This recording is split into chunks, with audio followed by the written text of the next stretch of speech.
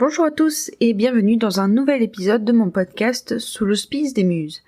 Je suis Céline de la Célinatech et aujourd'hui je vous retrouve pour un épisode que je souhaitais préparer en amont, que je souhaitais conscientiser, faire tout propre et tout, et finalement ça ne sera pas le cas.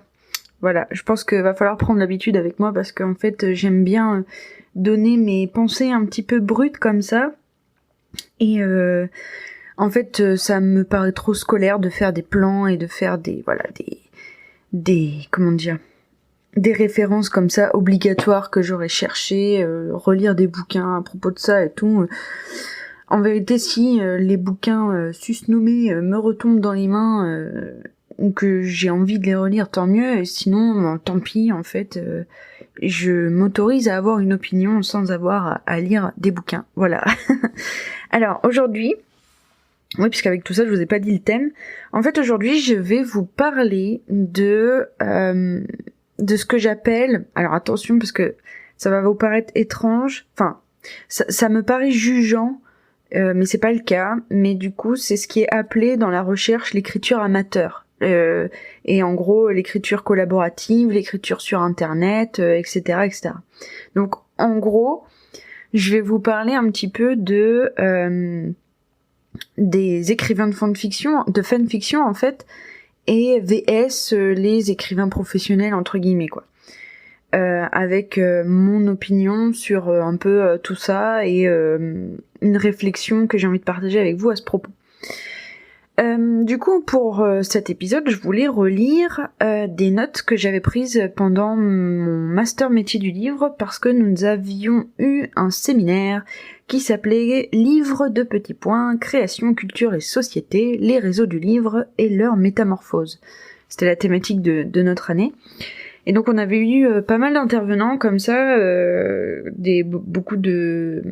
en fait, les personnes qui me reviennent en tête, c'est surtout Elodie Homel, H-O-2-M-E-L, qui est en train d'écrire une thèse sur les lecteurs de science-fiction et de fantasy. Et il y avait quelqu'un d'autre, mais bon bah en fait j'ai trop la flemme. Par contre j'ai retrouvé le programme de ce séminaire sur ce bon vieux internet. Donc si vous êtes intéressé un peu de regarder quels étaient les intervenants, quel était le programme, je vous mets un lien dans la description. Voilà. Mais tout étant que ces personnes ont travaillé un petit peu, sur toute une notion de légitimisation de certains genres de lecture et de légitimisation du créatif amateur via Internet. Et du coup, toute l'idée principale qui découlait de ça, c'était l'idée que grâce ou à cause, selon comment on a envie de le prendre, mais en gros, depuis Internet et depuis la mise en commun des gens, surtout des fans, du coup, il y a tout un essor comme ça de la pratique amateur de la créativité. Que ce soit fanfiction, fan art ou même création personnelle. Du coup, par exemple, le fait de publier son bouquin sur Wattpad ou le fait de publier son art sur DeviantArt, en fait, l'idée c'est vraiment que à partir du moment où vous n'êtes plus obligé d'avoir une étiquette de professionnel pour partager votre art, c'est là, en fait, c'était là-dessus que tous ces chercheurs, d'ailleurs beaucoup des chercheuses, travaillent. Voilà. Et donc ça a fait naître en moi toute une réflexion comme ça sur la pratique de la fanfiction et surtout que si vous voulez à cette époque-là, donc c'était en 2016-2017, il commençait un peu à y avoir c'était avant Harry Potter 8, enfin ce que les gens appellent Harry Potter 8, et du coup on commençait un peu à rentrer dans cette vague de fans qui exigeaient des choses du créateur principal d'une licence qu'ils avaient beaucoup aimée. Et du coup, je me suis créé toute une super réflexion là-dessus et je pense que c'est le moment de vous en parler. je viens du monde de la fanfiction. Je viens du monde du partage d'amateurs entre eux d'une même passion.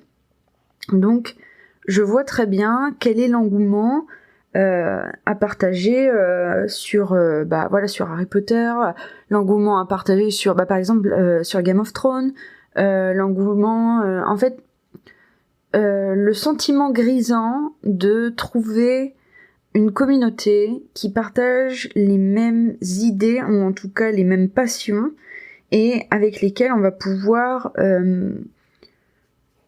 c'est très vulgaire ce que je vais dire, mais une communauté avec laquelle on va pouvoir sucer jusqu'à la moelle l'engouement qu'on ressent par rapport à quelque chose. Et puis d'ailleurs qu'on va en créer un univers à part entière, parce que là quand je vois les fans de Harry Potter, à quel point ils se sont appropriés le monde d'Harry Potter, l'histoire d'Harry Potter, au point ils osent réclamer des choses à la créatrice principale. Vraiment, on voit la puissance d'un réseau comme ça de fans sur Internet. Je vais beaucoup dire sur Internet, même si en vérité c'est ce genre de réseau qui se recrée aussi en physique.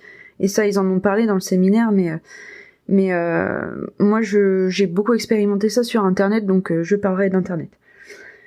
Donc le premier bout de ce podcast, c'est pour vous dire que les réseaux amateurs, c'est trop bien. Pourquoi les réseaux amateurs, c'est trop bien ? Parce qu'en fait, vous pouvez donner à lire et donner à voir à d'autres personnes ce que vous faites. Vous êtes plus obligé de passer par le biais de la professionnalisation, de passer par l'éditeur, de passer par je vois pas d'autres exemples à part éditeur, mais en tout cas vous êtes plus obligé d'avoir une entité qui reconnaît votre qualité pour en faire la promotion au monde, parce que vous êtes capable de le faire vous-même. Et moi je trouve ça génial parce que ça renforce en fait l'idée que tout le monde peut trouver sa place. Aujourd'hui pour moi, tout le monde peut trouver son public, tout le monde peut trouver sa place, et d'autant plus, tout le monde peut améliorer son art créatif grâce au réseau de lecteurs, grâce au réseau de fans, grâce au réseau, etc. etc. Et ce qui fait que c'est vraiment tentant de commencer par la fanfiction, parce qu'en plus de ça, c'est facile de reprendre des personnages qui ont déjà une symbolique aux yeux de personnes, c'est facile de reprendre un univers qui a déjà une symbolique aux yeux de personnes, et en fait vous créez des liens forts tout de suite, et en plus de ça, vous satisfaisez en vous un manque en fait, parce que du coup quand on réceptionne une œuvre, ça crée toujours une frustration chez soi, le lecteur, parce que alors là je vais partir en mode Umberto Eco à mort. Si ça vous intéresse, vous pouvez lire Umberto Eco, Lector in Fabula. C'est un essai sur la transmission entre le créateur et son public, où en gros ce qui est intéressant, l'idée principale que je retire de ce bouquin, c'est en gros, à partir du moment où le créatif donne son œuvre au monde, le lecteur est à 50% créateur. Dans le sens où la manière dont le lecteur ou le spectateur va engranger l'œuvre, avec ses horizons d'attente, avec ses biais de cognition, avec ses biais émotionnels, etc., etc., va faire que, de toute façon, c'est comme dans la communication, le message va être complètement phagocyté par celui qui va l'expérimenter, et va, en fait, dans sa tête, lui appartenir, autant qu'au créatif. Bref. Et du coup, finalement, le fait de faire de la fanfiction, c'est de récupérer cette part j'arrive pas trop à un mot qui dit bien ce que je veux dire, mais en gros, vous vous êtes approprié une œuvre, mais il y a des frustrations, il y a des blancs, parce que ça heurte Attention, là, on est dans l'ordre de l'interprétation personnelle, mais du coup, le fait d'avoir intégré l'œuvre, ça heurte votre propre créativité, parce que du coup, vous, en tant que lecteur, spectateur, etc., vous voyez les manques par rapport à vos besoins, par rapport à vos envies, par rapport à votre propre créativité. Et en fait, quelque part, la fanfiction, c'est s'exercer à utiliser sa part créative pour créer l'œuvre parfaite de notre lecteur intérieur, quoi. Donc voilà, donc la fanfiction, c'est très bien, c'est super. Moi, j'adorais lire des fanfictions, parce que je vous avoue que maintenant, j'en lis plus trop, parce que j'ai du mal, parce que maintenant que je me place à la place d'un créatif, entre guillemets, professionnel, j'ai un sentiment ambivalent par rapport à la fanfiction, mais ça, je vous en reparle un peu plus tard. Bref. Et du coup, pour moi, le fait que Internet ait ouvert toutes ces sphères de partage entre amateurs, ces sphères de création amateur, ces sphères, et je dis amateur, franchement, sans aucun préjudice, parce que du coup, c'est juste amateur dans le sens où vous gagnez pas d'argent avec. Le fait qu'on puisse partager tout ça comme ça, pour moi, ça a une espèce d'émulation hyper saine, parce que on va pas se voiler la face, mais dans le monde de l'édition, il y a quand même des catégories de personnes qui sont remarquées plus facilement que d'autres, quoi. Et sur Internet, tout le monde peut tout le monde peut partager, peu importe sa catégorie socio-professionnelle, peu importe son niveau de littérature, peu importe sa vie, peu importe, voilà. Et donc ça, c'est pour moi le côté très bien du partage, de ce qu'ils appellent le partage amateur. Mais par contre, il y a un revers à la médaille de ce partage, une espèce de tendance qui est en train de se remettre au goût du jour. C'est un petit peu la notion du spectateur / lecteur roi, dans le sens où les personnes qui reçoivent les créations estiment dorénavant qu'ils ont un droit de pouvoir dessus, et que cette création leur appartient tout autant qu'elle appartient aux créatifs, et qu'elle appartient aux instances qui en ont fait une espèce d'autorité créative, en tout cas quelque chose de professionnel. Sauf que du coup, c'est un petit peu biaisé la relation entre l'amateurisme et la création amateur et la création professionnelle, entre énormes guillemets. C'est-à-dire que, en fait, de la même manière que quelqu'un qui publie une fanfiction et qui fait un disclaimer en disant que les personnages qui ne lui appartiennent pas, en fait, à partir du moment où un univers créatif est créé de toutes pièces sans plagier un autre univers créatif, on n'a aucun droit dessus, en fait. On n'a aucun droit dessus. Et pour moi, l'exemple le plus frappant, là, ces derniers temps, c'est la pétition. Les gens ont fait une pétition pour que les scénaristes oui, j'en sais pas s'ils sont scénaristes ou pas, mais en tout cas, les 2 gars qui sont à la tête de la dernière saison de Game of Thrones, il y a une pétition pour dire qu'ils devraient refaire la dernière saison de Game of Thrones, parce que selon la majorité des consommateurs, c'est à chier.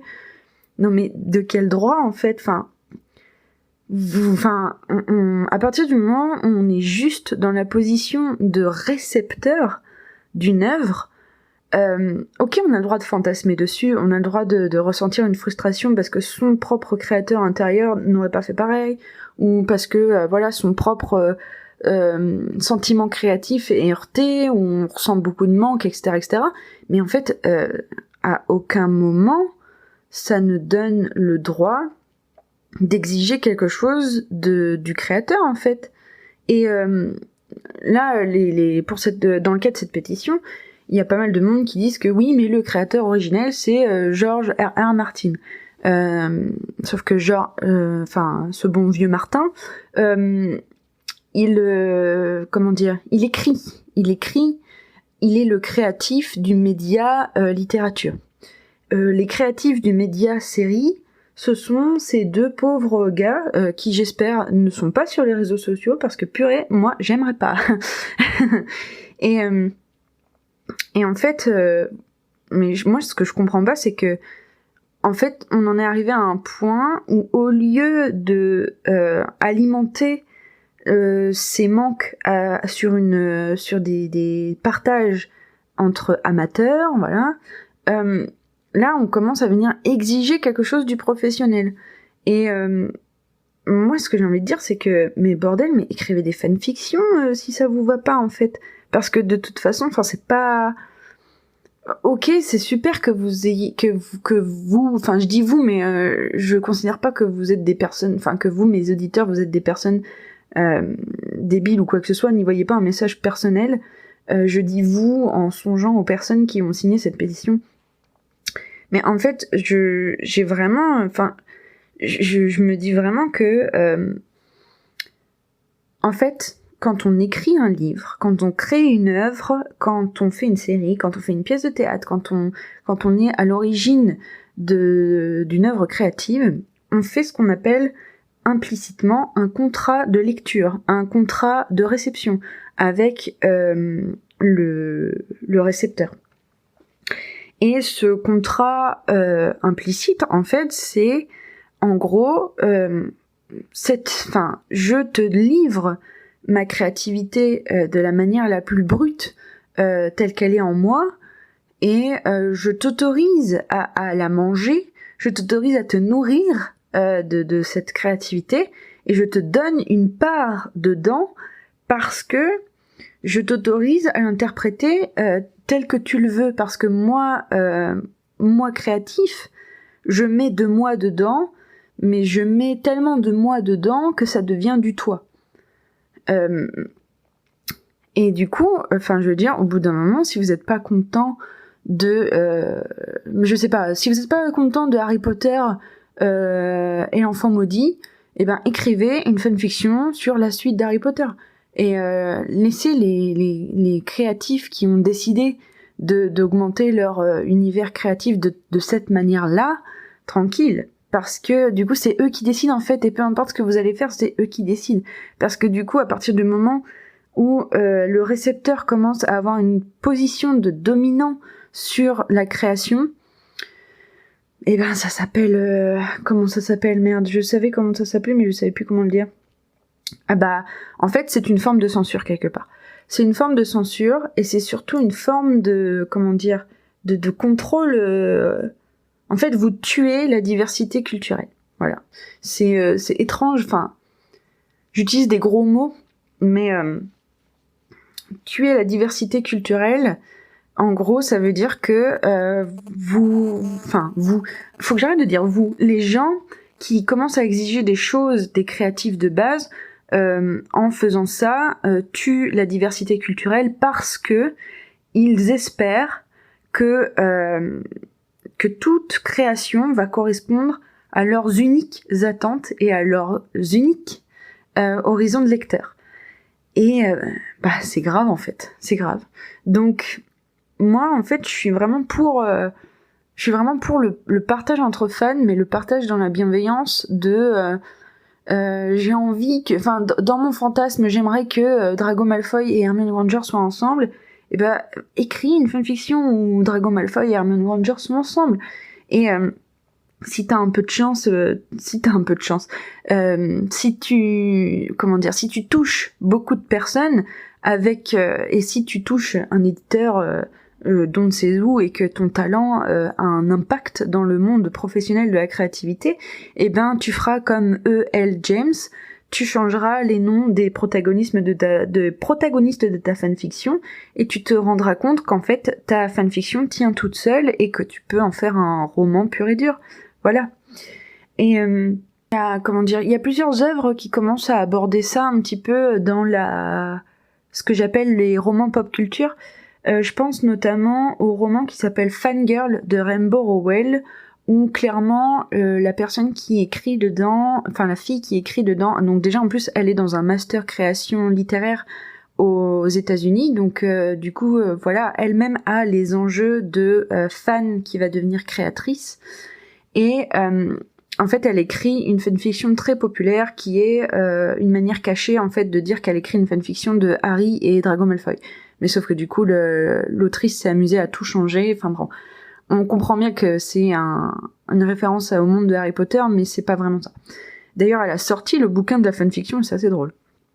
Bref, et du coup la réflexion est très intéressante parce que y a un petit peu cette idée que le personnage principal doit entre guillemets grandir et abandonner du coup son rôle de fan, son rôle très cocooning de fan qui utilise les univers des autres pour nourrir sa propre création, pour rentrer dans une zone un peu plus...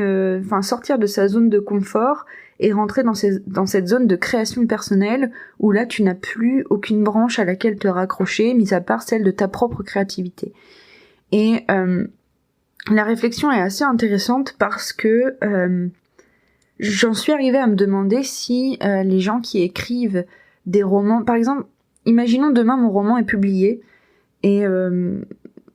je pense que je serais plus capable de revenir à la fanfiction. En fait, même, soyons clairs, en fait, même moi là, aujourd'hui, maintenant que je suis rentrée dans un mouvement où j'essaye de rentrer dans ma propre créativité, et même, même pour être franc, c'est déjà le cas depuis des années, hein, mais en fait, moi, j'y arrive plus les fanfictions. J'ai beaucoup aimé ça, mais même aujourd'hui, j'en suis à un point où je pourrais plus où j'ai du mal même à en lire. Après bon, j'en lis quand j'ai une phase comme ça, j'en lis, il y a pas de souci, mais c'est difficile parce que du coup, je sais pas, d'ailleurs, j'ai pas la réponse à cette question en fait, mais voilà, j'en suis arrivée à un point où ma propre créativité est plus importante que celle qui se raccroche aux branches d'autres personnes. Et mais je me suis inspirée de ces personnes et du coup j'ai aucune honte à sentir l'influence qu'ils ont sur moi. Voilà. J'ai encore beaucoup d'interrogations en fait par rapport à cette thématique de l'auteur amateur versus l'auteur professionnel, mais du coup pareil, je reprends les mots de ces fameuses conférences que j'avais suivies. Donc en fait je serais vachement intéressée d'avoir vos retours à ce sujet et on en reparlera sûrement dans de prochains épisodes. Voilà. Et ben merci de m'avoir suivi jusque là. Je vous retrouve sur ma page Facebook et sur mon Instagram que je vais essayer de commencer à alimenter et à rendre actif. Et sur ce, je vous souhaite de bonnes lectures, de bonnes sessions d'écriture et je vous dis à bientôt. Salut!